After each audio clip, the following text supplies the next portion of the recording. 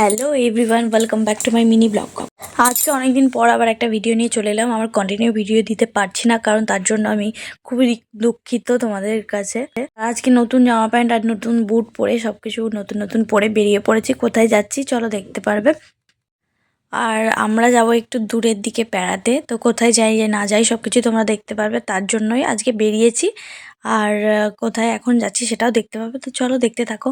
আর তারপর আমরা স্টেশনে এসে গেলাম আর দুজনের বুটগুলো দেখাচ্ছিলাম। আর আমার বুটটা নতুন ছিল তাই জন্য দেখাচ্ছিলাম। আর ট্রেনের জন্য আমরা ওয়েট করছিলাম।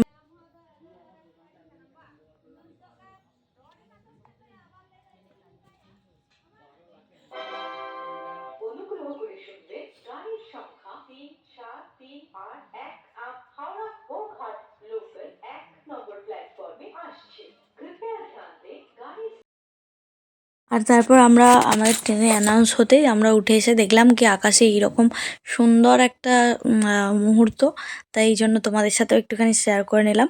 আর তারপর আমরা চলে এসেছিলাম কোথায় বুঝতেই পারছো দেখে, গঙ্গা লঞ্চ বেরোচ্ছিলাম। আর আমরা চলে এসেছিলাম জুডিও, হ্যাঁ ব্যারাকপুর জুডিওতে আমরা গেছিলাম, কিছু শপিং করার ছিল। যেহেতু বললাম যে আমরা বাইরে যাচ্ছি একটু বেড়াতে, তো তাই জন্য একটু শপিং করতে চলে এসেছিলাম। আর এখানে যা যা জিনিসপত্র ছিল সেগুলো তো আমাদের কিছুই পছন্দ হয়নি। তারপর আমরা বাই বাই করে হেঁটে হেঁটে চলে এলাম দাদা বৌদি বিরিয়ানির এখানে, দাদা বৌদি বিরিয়ানি খেতে।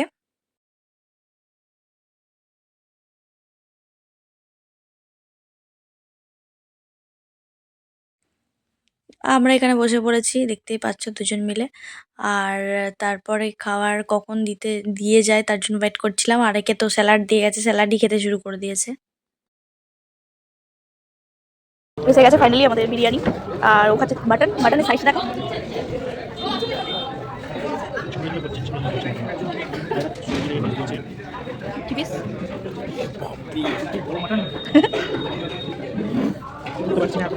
চিকেনটা কোথায় আছে জানি না, চিকেন মানে ভেঙে গেছে।